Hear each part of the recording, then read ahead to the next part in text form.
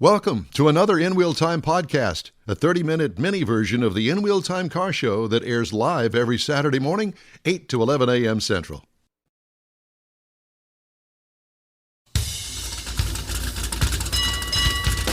Welcome to Hewlett Park in Granbury, Texas, and the Lone Star Street Rod Association's 49th annual state run.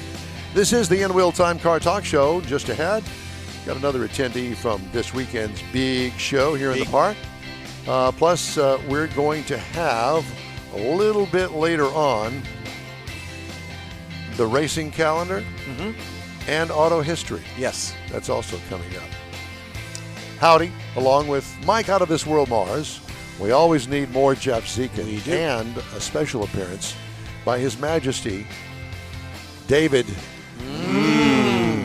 Ainsley, our In Wheel Time chief engineer and head bottle washer. He brings the pixie dust to the show. He does bring the pixie dust. Yeah. You got to have one of those guys always. Yeah. So thank you, David, and thanks for all the scrambling that was going on all day long.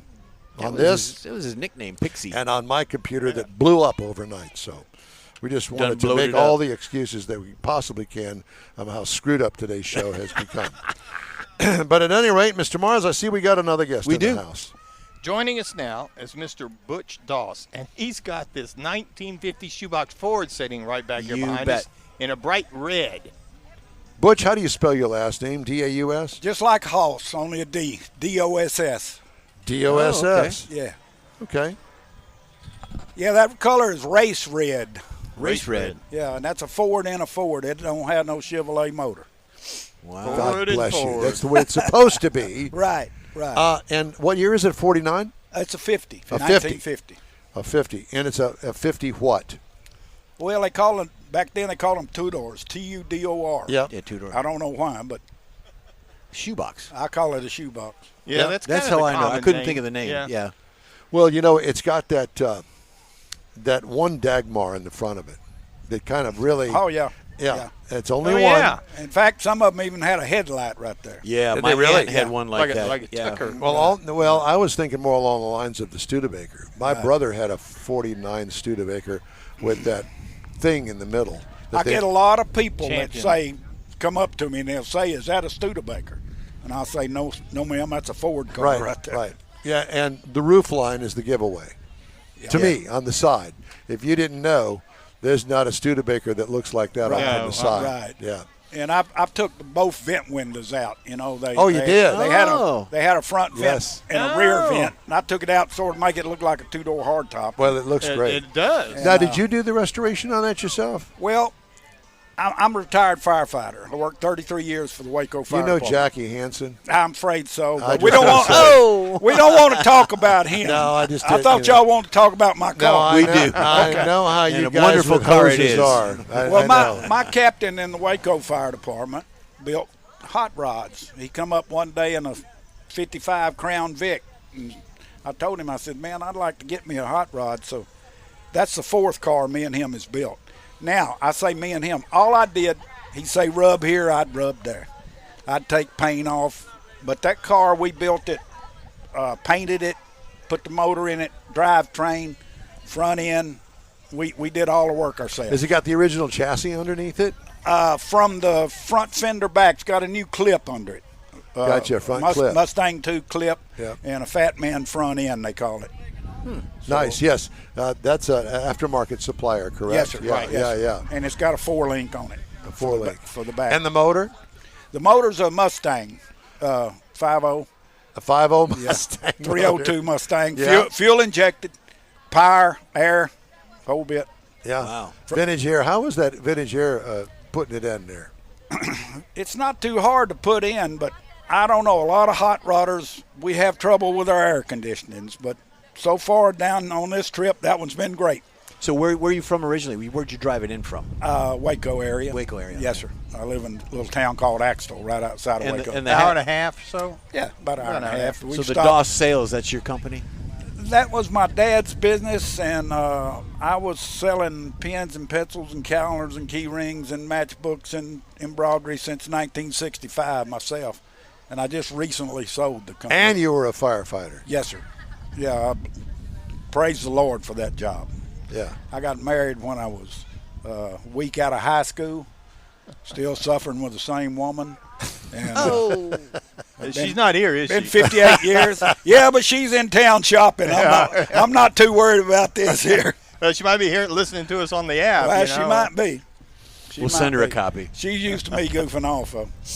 So I want to know more about the car. Okay. So you told me about the motor. car. Did you do any modifications to the engine, or is it just a stock? It's a stock Mustang motor, fuel-injected Mustang. But there's a guy here today, and I think y'all have interviewed him before, Ben Danford. Danford. He's a black gentleman. Yes. That was his high school car. Car? I bought that car off of him. And the funny thing, the license plate said CAT, C-A-T, and then some numbers. I've still got the license plate at home. But my other buddy here that's driving that yellow 48 Ford over there, Ben Danford wanted a Coke box that my partner had, David Kirk. So I had to give Ben Danford $750 for the car, and then I had to give David Kirk $750 for the Coke box. The Coke box went to Ben. So that's been a Waco car for quite a while.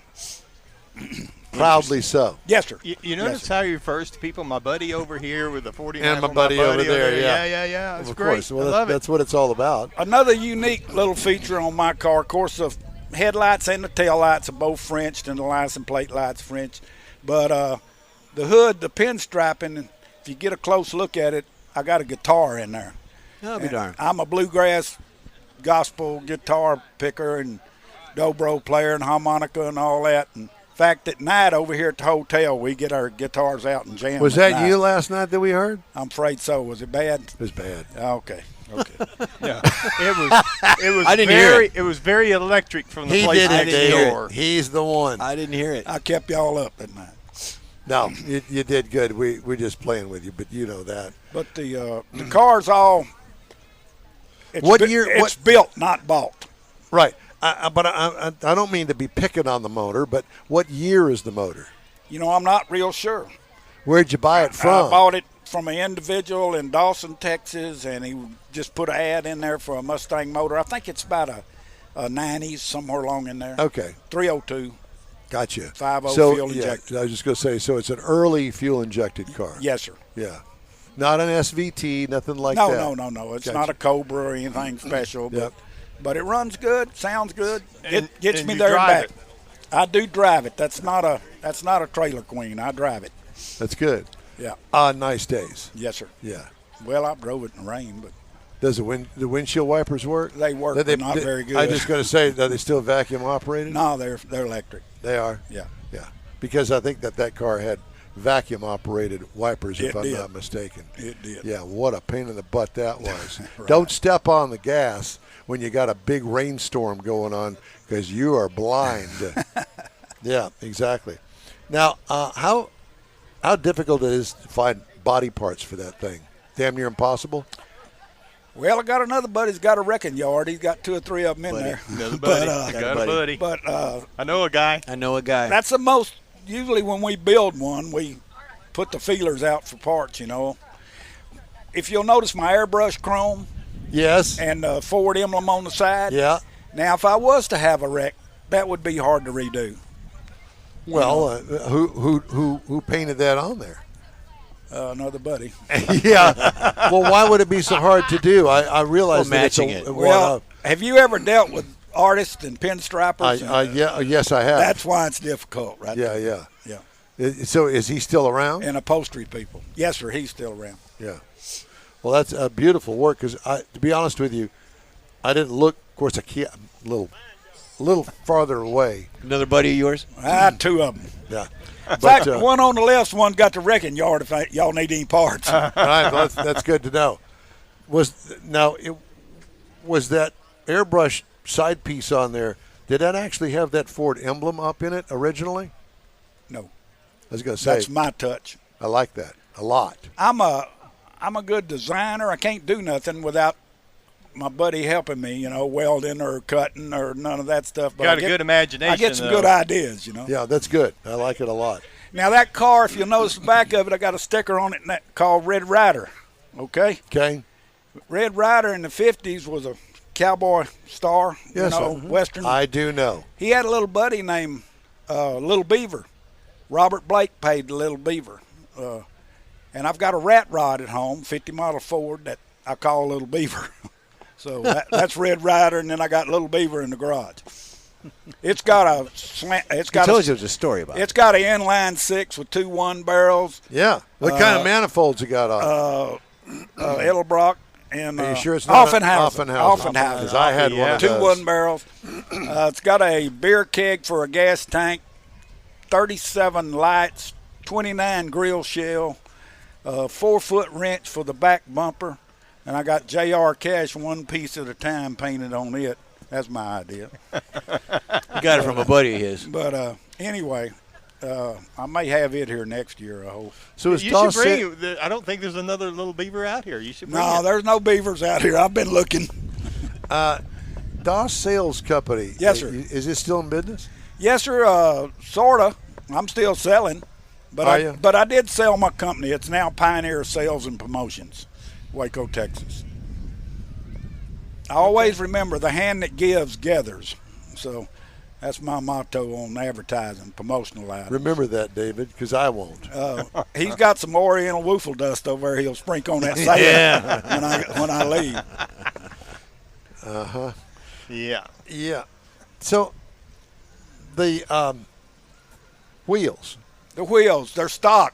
No. Yeah. They had trim rings on them? Well, yes, sir. No. The trim rings are okay, but I had wide whites on it, and I blew one out during COVID, and I could not get one ordered nowhere. So I bought some cheap black walls, and I hadn't gone Switched back back yet. I hadn't switched back yet because Are you going to switch back it's to the whites? money situation. Yeah. Oh yeah, I'll put some wide whites on it probably.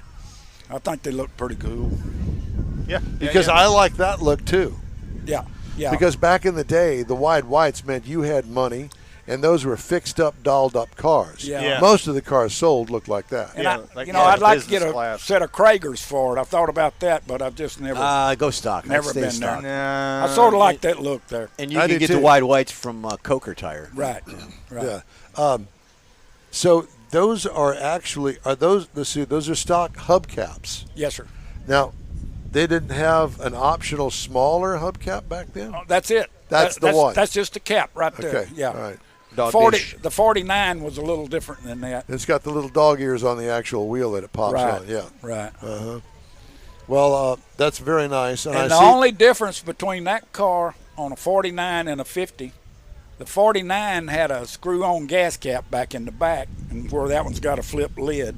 Under the taillight? And or that license no plate? under right on the side of the car. Oh, And then the park lights on the 50, you see that little chrome around the park lights? Uh-huh. Well, the 49 is just a park light there. There's no chrome. And, of course, that's also a pretty famous car because of Robert Mitchum in Thunder Road. Oh. yeah. Did he wreck it in Thunder Road? Oh, yeah, at the end. Yeah. Big wreck. Big wreck, yeah. Well, now the chrome around the turn signals, Yes, sir.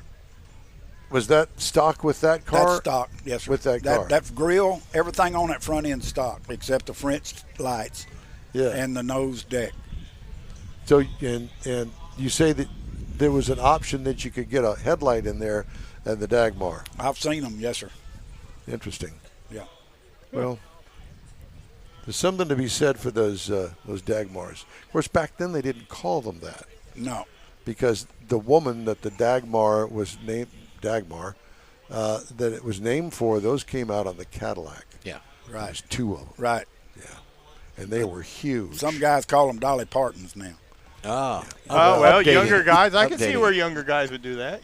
So you're dating yourself by calling them Dagmars, Don. Dagmars. Dagmars. And if you look that up, if you Google search that, there's a picture of the woman that We just they're we named did a after. segment on it. And she was actually very attractive back Yes, in she the was. 50s. Yeah. Yeah. Large bosomed woman. Amen. Big bumpers. Yeah. Well, they actually started putting rubber bumpers on the end of them to kind of tone it down because they were rather large when they first came out. So there's that. Well, listen, man, it's great to talk to you, and we'll We love your car. It's been a pleasure talking to you, gentlemen. Thank you, And sir. you know you'll be able to see this on. There's 10,000 55, 56, and 57 Chevrolets around, but there ain't. If you look around today, there's not many Shoebox Fords. There's 157 in here we talked to earlier. Right. So He's back over there. He was Ford on Ford. Right. So that was great. Yeah. We love. Listen, I appreciate all the hard work that goes in to shoehorning a Chevy into a Ford. Just there you go. Not right. There you go. You after my own soul. I've got to have a Ford. I want a Ford motor in it. Amen. Now, the underside that you don't see, I don't care. But when I open the hood, I want to see a Ford motor in there. Ford Blue. All righty. There you go. Thank you. It was a pleasure. I appreciate talking to you, sir. fellas. Thank you a lot. All right, time now for a quick break here on the In-Wheel Time Hold Car on. Talk Show. We are broadcasting today from Hewlett Park in Granbury, Texas, the Lone Star Street Rod Association State Run. And we sure appreciate you taking the time to join us, whether you're joining us on our live stream, a podcast, or any other method, including an old ear horn. Doesn't make any difference. What? We appreciate you being here. Tune in radio. We'll be right back. You just stay with us. Pro-Am Auto Accessories has been serving Houston's auto enthusiasts since 1984, providing world-class products for sports cars, European sedans, and American muscle. Pro-Am is known as the place to go to find exclusive and hard-to-find parts and accessories. Pro-Am is one of the very first distributors in the USA for brands such as Recaro, Redline, Momo, Corbo, and Simpson. Located in the heart of Houston's premier retail and service corridor, the Galleria area, Pro-Am's walk-in storefront includes an 8,000-square-foot warehouse, showroom, and installation bays. Pro-Am not only sells parts and accessories, but also offers installation and service. Pro-Am is now reaching a worldwide audience through Pro-Am.com, taking its local reputation to the rest of the world. At Pro-Am Auto, you'll be dealing with a small group of professionals who truly want to help you with your automotive needs. If you don't see what you're looking for on the website, call and Pro-Am will lend you a hand. Pro-Am Auto, 6125 Richmond at Green Ridge in Houston's Galleria area. Call them at 713-781-7755. Want to feel good about something special you did for someone special? In-Wheel Time and the original Lupi Tortilla group of Tex-Mex restaurants have joined together to help a very worthy cause, God's Garage, a Christian-based 501c3 charity. We know there are lots of places and organizations out there where you can donate a car, truck, or SUV, but we're asking you, our car enthusiast family, to consider donating to God's Garage. Visit godsgarage.org and learn about its mission, the women that have been helped, how each one is screened, and about their Restore You program. A car donation is an easy way to make a difference in the lives of others. God's Garage needs good operating vehicles, but will take all types in working and non-working condition. Make your heart and soul feel good by donating your gently used vehicle and help support single mothers, widows, and wives of deployed military at godsgarage.org. Thanks for joining us today here on the In-Wheel Time Car Talk Show, and we are coming to you again from the Lone Star Street Rod Association, what they call the State Run. It's a once-a-year gathering up here in Granbury, Texas, which is a cute little town. You'd really like it, and it's a great park here, Hewlett Park, and we kind of turned our set around this year, so instead of looking at the naked parking lot back there that we had in the past, now you can see a good array of cars, and that's just what you see up front, because they go on layer upon layer upon layer back to the road back behind us back there, and also back over here to the our left, to your right, a lot of cars over there. So at any rate, having a great time. Going to wrap up today's show here in just a few minutes. Let's do the Today in Auto History, because we got a lot of history here in the park. We do. And June the 2nd, 1992, the National Corvette Museum breaks ground. Now, a couple of weeks ago, we talked about the Corvette Convoy coming up Labor Day weekend to celebrate, happens every 5 years, to celebrate the anniversary of that museum. And an interesting thing I found was that when they broke ground, Arcus Duntov was driving a bulldozer to help do some of that as part of the groundbreaking. I met ceremony. Zora, and actually have a picture in the studio of him with Bell and Sharon Seitz, myself, and some of the other car club members, and he appeared at a Corvette Expo. This is long before, clearly, that he passed away, but he was considered the father of the Corvette. Cool. Yes. A lot of people confuse that being that he's the guy that designed it. He's not the designer, but he is the father. He's the one that made it popular and made it what it is today. And a couple of things that they have on display. They have a 1953 model Corvette, first year production. They only built 300 of them. They also have a 63 Corvette Stingray split window coupe that's in there. And the really unusual one, I thought, is 1969 Corvette ZL1, only 2 produced. The car had an all-aluminum 427 cubic inch V8 engine. It was the most powerful Corvette ever built up to that point. And then it goes on to have some other ZR1s and some 2009, some later model ones. But the museum opened to the public on September the 2nd, 1994, which is the reason they're having their anniversary this September with a Corvette convoy. If you're interested in getting involved in some of that, go to Corvette Convoy or go to the National Corvette Museum for more. June the 3rd, 1972, Hot Rod Lincoln reaches November 9th on the Billboard. This is a song written by Charlie Ryan, who had a real Hot Rod Lincoln that he wrote this song about. Commander Cody and the Lost Planet Airman recorded it in 1972. Commander Cody now lives in upstate New York. Wow. June the 4th, 1996, Henry Ford was working as the chief engineer at the main plant of the Edison Illuminating Company. He was on a 24-hour call-out type thing, so he had a little bit of time to experiment with his other pet project, which was building a horseless carriage with a gasoline-powered engine. Built it in his shed in his spare time on Bagley Avenue. He unveiled the quadricycle on this date, and it was the first automobile he ever designed or drove. Wow. Then, in June the 5th, 1924, this was the day that the 10 millionth Ford, a Model T, rolled off the assembly line at Ford's Highland Park plant in Michigan. And to celebrate that and to kind of help promote things, they took that car and used the Lincoln Highway, which was a highway that stretched out kind of like Route 66. And they had Frank Kulik was a racing driver, and he went that highway length, and he stopped at every town along the line to showcase the vehicle. Had some special badges on it about being the 10 millionth car, and it went on to sell 16 million in total before it was discontinued in 1927. And finally, June the 6th, 1933. Remember it well. Remember it well. You were probably there when the first drive-in movie theater opened in Camden, New Jersey. And it was created, it wasn't called a drive-in, it was a park-in theater that was created. That's what they called it, with a patented it. And eventually there was up to 4,000 theaters at the max.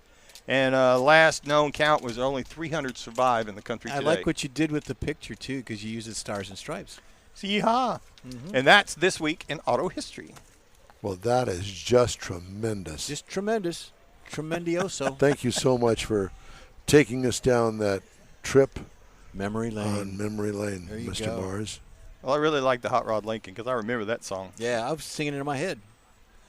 Can you sing it now? No, just in my head. I want to continue the Hemmings Sold Cars Roundup because I thought it was pretty interesting. Okay. C3 Corvette, which is a 1982 Chevrolet Corvette. And it's sold. Very nice looking. It is a coupe, and it's not a convertible or what we used to call a roadster. And it's got some custom wire wheels that I'm not a big fan of, but you can take those off. But it looks completely stock. It had absolutely no horsepower, but 1982 Chevrolet Corvette. What do you think that sold for on Hemmings? $9,000. No, I was going to go 14. David, did you want to join in? Do you Sure. care? I was going to say 10. 13,650. Well, we're kind of in the ballpark there. Yeah. Yeah, you are. Not really expensive or No. overpriced. And it may have 100,000 miles on it. I don't know. Don't really care. Here's one that was kind of surprising: a 1973 Corvette. It looks stock. I don't know, but I got a feeling that there's something special about it because a 73 Chevrolet Corvette just is not all that special in my book, and I'm a Corvette guy. Mm-hmm. This car sold for $26,250. Wow, I was thinking 17. Must have been a big block. Could have been. Here's one for David, a 1995 Ford Mustang. Now, what do you think a convertible version of that would sell for? 95. 95 Ford Mustang. Not. If I was buying it, probably and 8,000. You would buy this Seven. car. 7 to 8. Yeah. 7 to 8,000. Yeah, I'm in there. Yeah. No. 16,800. So Wow. obviously, There's something else there. Yeah. well, I mean, it's probably a nice, clean car. Painted or Yeah. something. Well, it's all It's got fixed 100 up. miles on it. It's all gussied up. In that very vein, let me come up with that. Now that was 16.8. Here's a 1989 Ford Mustang, which I personally kind of like those. Little look boxy? Of, yeah, a little boxy. I like the look of those cars. 89 Ford Mustang convertible. What do you think that one sold for? If the other one sold for 16.8. Yeah, 11. Any idea? I can't tell if you're going higher or lower. I'm going to say Well, it's higher than 11. 19. 16,275. Whereas the 95 Ford Mustang sold for 16.8. That's why I kind of put them in Okay. there. Here's one for Mars. No Dagmars on it that I can see, but it does have some fender skirts on it. A 1958 Chevrolet Impala. You got a vision of that? Yes, sir. This is a coupe. Oh, yeah. All right? Lots of chrome. Lots of Big chrome. car. Huge. 1958 Chevy Impala. Double headlights. Yes. Yeah, but I don't know. I don't know the condition of it, but I think that it's a fairly new restoration. 17,000. Well, let me finish. All right. 25. It also has the tire outside the Yeah. Continental kit. Yeah. Had the Continental kit on the outside. Top of the line. It's bronze with a white top. Now, what do you think that would sell for? All right. I'm changing. 25. I'll go 23. I'll go 35. How about 47,250? Oh. Yeah, it's a nice it car. was the two-tone paint. that I pushed it way kept up telling you it was a nice car, but you wouldn't take the bite. No, we have been listening all day. Here's another combo, a Ford Mustang combo that I want you guys to take a hit at. 1965 Ford Mustang Coupe. And it's got the V8 insignia up on the left front fender. Okay, it is a 65 Ford Mustang Coupe, and looks clean. It looks like it's got the original wheel covers on it. Okay, so I don't know what all's been done to it, anything like that, but what would your guess on a 65 Ford Mustang be? 24. 14. 37. 13,650. Wow. I was closest. that's All cheap. right. I'll take Goes to show that you can still pick up a real classic. Yeah. Well, I haven't seen any of that cheap. How in a about long time. 1967 Ford Mustang? Same body style, modified a bit. 67 Ford Mustang, how much do you think that would run for? It's a coupe. It's not It's fast. a coupe. Nope. Coupe. It's a fast. I would drop 18. 17. 17. David? 15. I think good for you. 15,750. Wow. Nice. So I've the been next looking in time the wrong you're in places. the market for a minivan, a Go see Honda David. Odyssey minivan. Go see David. There you go. Do that. 15,000. David, you guy. And here's 15, there you go. the one that I'm going to leave it with, the 52 Studebaker Starlight that sold for $1,700. On Hemmings? On Hemmings, Hemmings, yeah. Yeah, it's rough.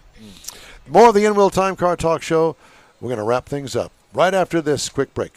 Everyone at the Tailpipes and Tacos Cruise In at the Lupi Tortilla Tex-Mex in Katy, thank you for participating in the best cruise in around and look forward to seeing you again. You'll hear about the next cruise in date right here on In-Wheel Time. Next time you're in the West Houston Energy Corridor area, be sure and stop in at the original Lupi Tortilla Tex-Mex at I-10 and Highway 6 or the Katy location on the Grand Parkway at Kingsland Boulevard. When passing through Beaumont or College Station, stop in and have Lupi's award-winning beef fajitas and frozen margaritas. There's always a celebration at Lupi Tortilla. Lupi Tortilla founder Stan Holt and his wife Sheila are winning racers on the NHRA drag racing circuit and have a collection of hot rods and classics that everyone appreciates. Look for them at the next Tailpipes and Tacos Cruise In. The date will be announced soon and will once again be held at the Lupi Tortilla Tex-Mex on 99 and Kingsland Boulevard, just south of I-10 and Katy. We'll give you all the details right here on the In-Wheel Time Car Talk Show and online. Donations benefit God's Garage. We'll see you then. You own a car you love. Well, why not let Gulf Coast Auto Shield protect it? Houstonian John Gray invites you to his state-of-the-art facility to introduce you to his specialist team of auto enthusiasts. We promise you'll be impressed. Whether you're looking to massage your original paint to a like-new appearance, apply a ceramic coating, install a paint protection film, nano-ceramic window tint, or new windshield protection called ExoShield, Gulf Coast Auto Shield is where Houston's car people go. Curbed your wheels? Instead of buying new, why not have them repaired? How about a professionally installed radar detector? Gulf Coast Auto Shield does that too. Get a peek inside the shop and look at the services offered by getting online and heading to gcautoshield.com. Better yet, stop by their facility at 11275 South Sam Houston Tollway, just south of the Southwest Freeway, and get a personal tour. Gulf Coast Auto Shield is your place to go for all things exterior. Call them today, 832-930-5655 or gcautoshield.com. Well, I guess that whatever it was that Mr. Mars put into the computer here, it didn't work. So It did work. leave it to Mars to bring it on about 5 minutes late. That's the paid in that we did. Well, we just wanted to remind you that we appreciate and love our chief engineer, David Ainsley, for all he's done for us today, because I don't know how we got it on the air, but we did somehow, some way. We'd also like to thank all the people here in Granbury, especially Tammy Dooley and the fine folks here at Hewlett Park for hosting the Lone Star Street Rod Association's 49th annual state run. It goes on the rest of today, and then the rest of the event happens again tomorrow. Right here. So if you're up here in the North Texas area looking for a Sunday drive, this is a great place to do it. Lots of attendees here. The park is packed, great cars, and great hospitality. We always have a good time coming up here, and we encourage you to check out the Lone Star Street Rod Association. Well, that's it for the In-Wheel Time Car Talk Show for this week. Don't forget to follow us on Facebook, YouTube, and InWheelTime.com for our live feeds every Saturday from 8 to 11 a.m. Central Time. Subscribe. To what? Subscribe to In-Wheel Time. Subscribe. Yes, do that. Follow us on all of the things that you know how to follow us on. We'll see you next week. Have a good week. That's it for this podcast episode of the In-Wheel Time Car Show. I'm Don Armstrong, inviting you to join us for our live show every Saturday morning, 8 to 11 a.m. Central on Facebook, YouTube, Twitch, and our InWheelTime.com website. Podcasts are available on Apple Podcasts, Spotify, Stitcher, iHeart Podcast, Podcast Addict, TuneIn, Pandora, and Amazon Music. Keep listening, and we'll see you soon.